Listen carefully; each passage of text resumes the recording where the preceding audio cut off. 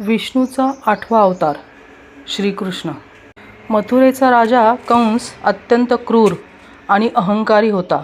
एकदा त्याची बहीण देवकीच्या लग्नावेळी आकाशवाणी झाली, देवकीचा 8वा पुत्र कंसाचा वध करेल.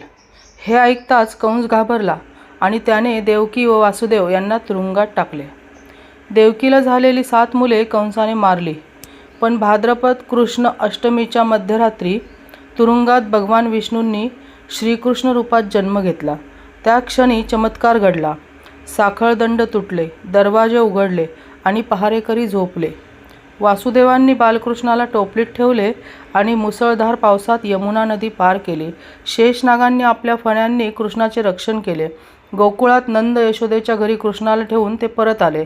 कंसाने मुलीला मारण्याचा प्रयत्न केला, पण ती देवी बनून आकाशात गेली आणि म्हणाली, तुझा अंत करणारा जन्माला आला आहे.